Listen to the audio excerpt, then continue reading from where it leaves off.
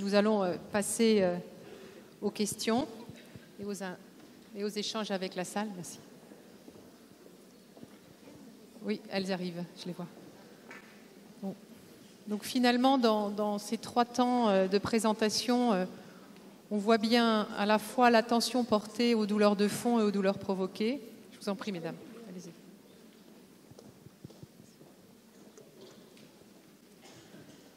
Il reste encore, on le sent, malgré tout le travail de fait, les questions qui nous venaient avec Elisabeth, en fait, en préparant cette session et puis en écoutant les résultats communiqués, que finalement, on peut toujours se poser la question de est-ce que ce traitement de fond, finalement, antalgique, protège-t-il dans la tête des soignants de la douleur aiguë? Et pourquoi il y a autant de difficultés encore à prévenir les douleurs, notamment par des avant-soins? C'est vrai que l'ensemble de ces travaux sont beaucoup centrés sur les prises en charge médicamenteuses et qu'on pourrait aussi discuter sur tout ce que les soignants de tout corps professionnel mettent aussi en œuvre. Et peut-être qu'on pourrait avoir ça avec l'équipe aussi de Saint-Antoine sur tout ce qui est non médicamenteux et organisation, puisqu'on sait très bien que ça a un impact extrêmement fort dans nos prises en charge. Alors, est-ce qu'il y aurait des questions? Et si oui, il y a des micros. Donc, on vous remercie de vous présenter et de poser vos échanges. Vos questions. Il en faut une pour démarrer. Est-ce qu'il y a quelqu'un qui passe un micro ou mesdemoiselles, s'il vous plaît? Merci. Je crois que j'en vois au milieu de la salle.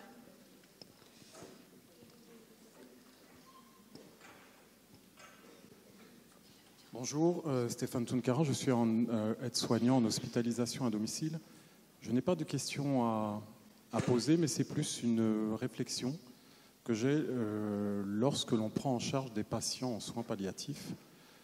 La difficulté que l'on a, le docteur Balladur peut en témoigner parce que nous travaillons ensemble, notamment lors des staffs et lorsque nous avons des réunions d'équipe au quotidien.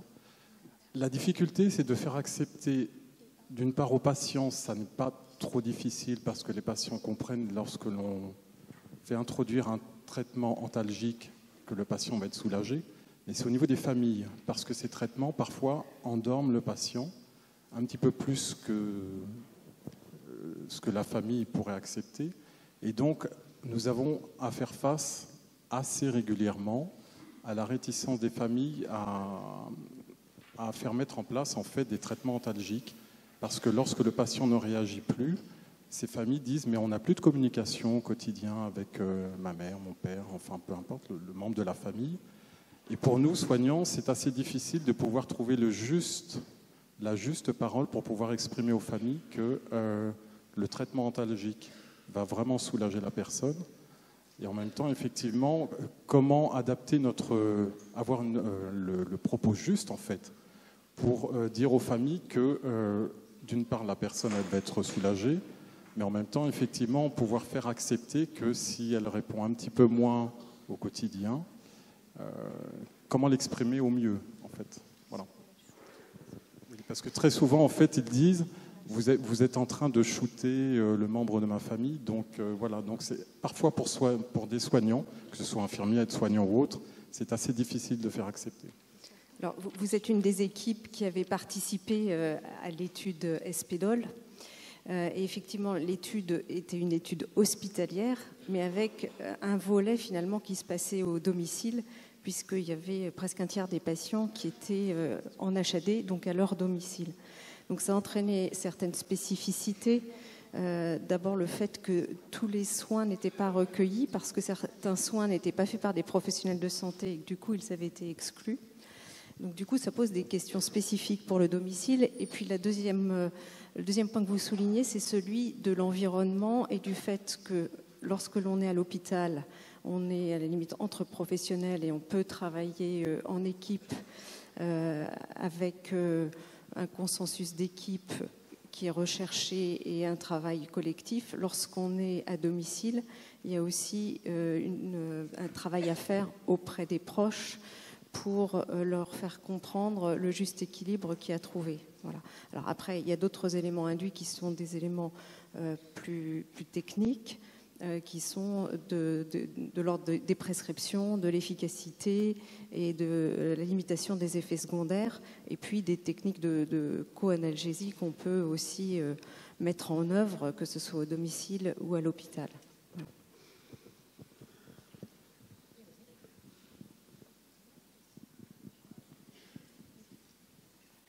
Bonjour, je suis plutôt à votre droite, ici. Voilà.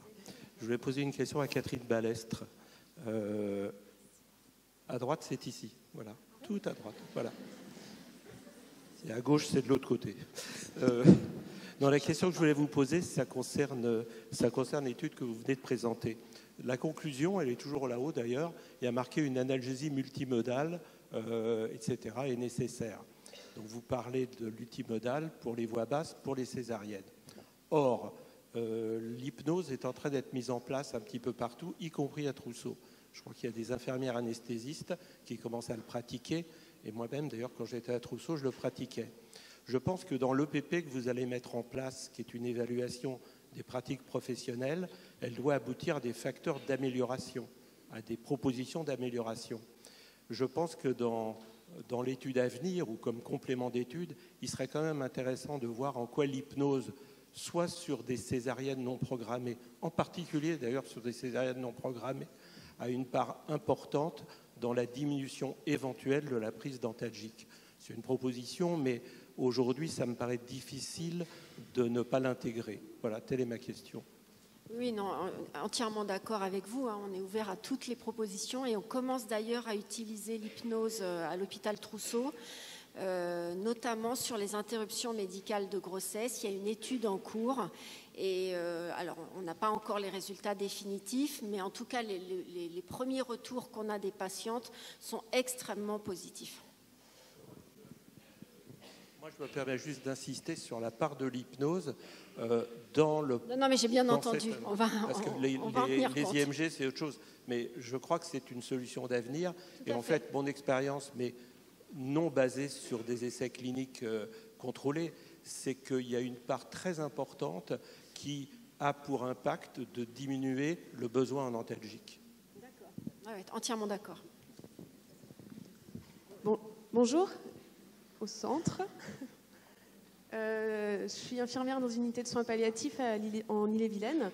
Et je voulais juste savoir si, par rapport à votre étude SPDOL, s'il y avait une corrélation entre les endroits, alors que ce soit à domicile, en unité de soins palliatifs ou en médecine interne, par exemple, sur le nombre de prémédications, enfin, en lien avec les soins. Est-ce qu'il y a des endroits où ils sont plus prémédiqués ou... Je ne vois pas la personne qui est posée. Ah, d'accord. Pour le moment, on est en train d'affiner l'analyse, donc je ne peux pas répondre à cette question, puisque là, on a rendu des résultats généraux, mais c'est une évidence qu'il y aura des différences en fonction des centres. Ce n'était pas l'objet de ce travail de comparer la prise en charge des patients en USP versus ce pris en charge à domicile ou à l'hôpital. Mais pour le moment, oui, on regardera si le lieu de prise en charge est un facteur associé à plus de douleur, à moins d'analgésie. Oui, en effet, on regardera ça, mais là, je ne suis pas en mesure de vous répondre. Merci. C'est une excellente question, hein, madame, notamment avec toutes nos difficultés. On le voit bien pour tous ceux d'entre vous qui ont démarré la certification, en particulier les processus soins palliatifs. On voit bien que tous nos travaux sur l'anticipation de tout ce qui est vraiment en lien avec la démarche palliative et tous les outils ou toutes les mesures qui nous permettent effectivement d'évaluer pour anticiper, pour travailler ville-hôpital sur ces problématiques complexes sont vraiment au cœur de nos problématiques. Et même si j'aime pas le mot de score de performance, puisqu'on a toujours un peu de difficulté avec le mot performance, on ne sait jamais trop bien dans quel sens on va le mettre. En tout cas, c'est vraiment des travaux qui vont nous aider. Qu'on ne se trompe pas non plus de sujet, hein, de ce type d'études en particulier, mais toujours le focus, et on l'a dit depuis le début par rapport aux autres études épidémiologiques, ça fait un focus sur certains aspects de la prise en charge. Et on voit bien là que ce qui a été surtout déjà beaucoup cherché, c'était effectivement s'il y avait des évaluations et des traitements antalgiques médicamenteux mis en place, un bout d'organisation quand même avec la recherche de la manière de travailler des soignants en binôme ou pas, et sur tous les aspects approches complémentaires, c'est encore des choses à creuser. Je vais d'ailleurs laisser dire un mot à Patricia là-dessus. Non, je voulais dire aussi, c'est que le premier objectif de ces études, c'est de regarder déjà le nombre de réalisés, de regarder si tous ces gestes sont nécessaires, parce que parfois on a de la systématisation des gestes et parfois donc que ce soit chez le nouveau-né, la personne âgée, le patient en fin de vie, c'est cette réflexion autour du nombre de gestes. Et je voulais juste reprendre ce qu'avait dit Evelyne concernant les moyens non pharmacaux. Donc dans la case de notre cahier d'observation analgésie spécifique pour le geste, évidemment, on avait dit moyens médicamenteux et non médicamenteux. Mais je pense que je vais tout de suite pouvoir rebondir parce que justement, Carmen Montero présente ici, aide-soignante. Elle est, donc quand on était, parce que nous, on était 3 personnes du CNRD à être là le jour du recueil de données pour aider les soignants à remplir les cahiers, parce que déjà vu leur charge de travail. Et Carmen, elle m'a dit, moi je fais de la distraction quand je fais les toilettes. Est-ce que je le note dans la case analgésie? Et donc je lui ai dit, bien sûr. Et du coup, c'est très important. Et peut-être que Carmen, elle veut dire un petit mot par rapport à ça. Oui, alors l'aide-soignante, elle arrive au bout de l'échelle de l'équipe pluridisciplinaire. Il y a là une tâche supplémentaire, c'est celle de l'observation de la douleur de la personne et la prise de conscience que la douleur et l'anxiété accentuent la douleur existante. Donc, il n'est pas question de plus de temps pour faire le soin, mais de la qualité du soin qu'on donne, dévier l'attention d'une personne de sa douleur, de son anxiété, aide à réaliser le soin dans des meilleures conditions. Voilà, c'est un constat que nous faisons tous les jours. Et voilà, je vous invite tous à utiliser cette voie, la distraction, que ce soit par le dialogue, faire une chanson, fabriquer une petite fleur, qui sait, vous avez plein d'imagination, d'autres choses qui vont aider beaucoup à réaliser le soin.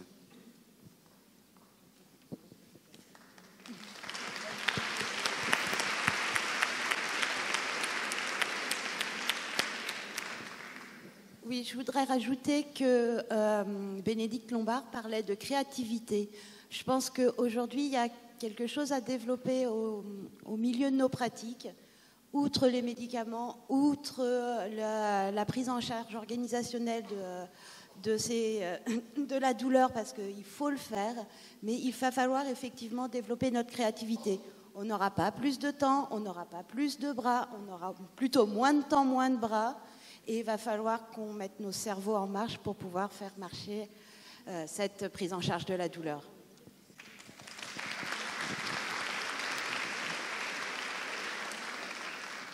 Je crois que depuis ce matin, on a entendu que le concept du temps était important, mais que 5 minutes, ça peut être 5 grandes minutes ou 5 petites minutes, et qu'en fonction de comment on le considère, on peut y faire beaucoup de choses différentes. Excusez-moi, je suis là. Oui, allez-y, tout là-haut. Je suis médecin dans l'équipe mobile, une équipe mobile de soins palliatifs. Et je vais un peu compléter ce que vous avez dit justement sur les 2 dernières interventions où vous parliez de créativité, sur la réflexion, sur la nécessité du soin. J'entendais que la toilette, c'est un moment douloureux souvent. Et je travaille aussi dans l'unité de soins palliatifs. Et finalement, on arrivait à se poser des questions sur la toilette. Est-ce que la toilette est indispensable ou pas? Est-ce qu'il faut faire une toilette complète ou pas? Et dans les moyens finalement non médicamenteux qu'on a pu trouver, il y a par exemple utiliser des lotions sans rinçage. Vous savez, les lotions pour nourrissons. Parfois, on fait la toilette juste du visage et du siège. Il y a faire couler de l'eau sur les plaies au lieu de frotter. Qu'il n'y a pas forcément besoin des 3 temps de bétadine, ou alors on fait juste couler la bétadine scrub, des choses comme ça. Et c'est vrai que c'est les aides-soignants, c'est les infirmières qui nous donnent ces techniques-là. Et on réfléchit vraiment à chaque détail au niveau du soin. Et ça fait partie de la créativité que vous disiez. Et je suis sûre qu'il y a encore plein de choses à développer. Merci. Merci pour votre intervention.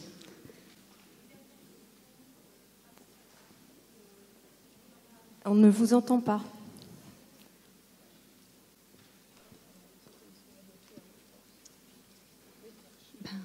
S'il vous plaît, on n'entend pas du tout et on ne vous voit pas.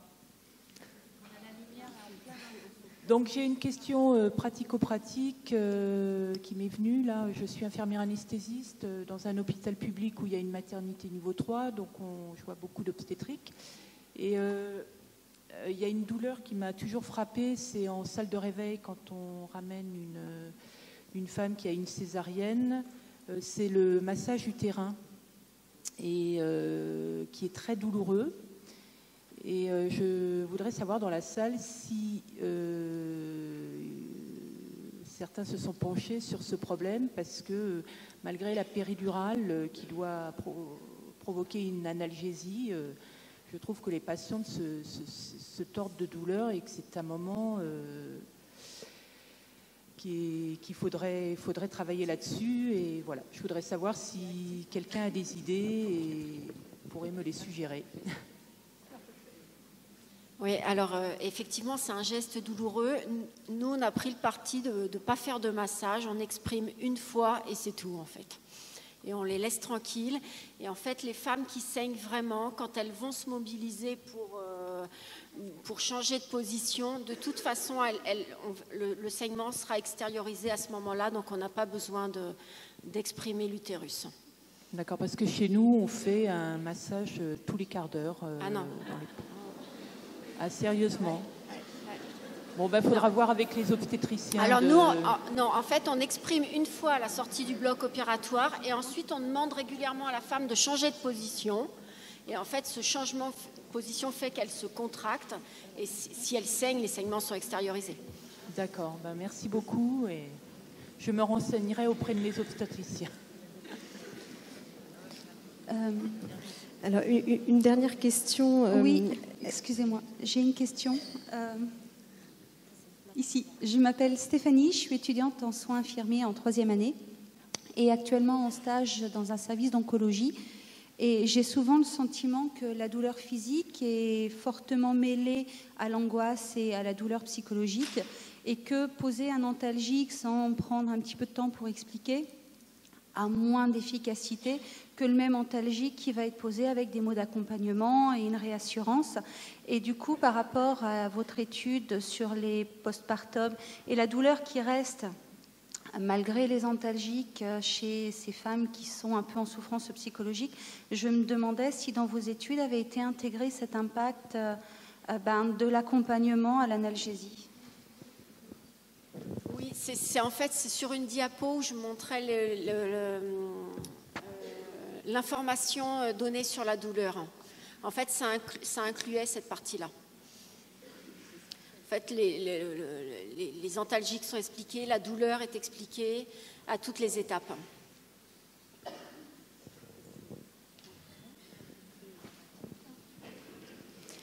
Alors, nous arrivons à la fin de la session. Je pense qu'on a balayé un certain nombre de choses, d'échanges sur des conseils ou des pratiques, mais aussi de l'impact de ces études sur les pratiques de nos équipes.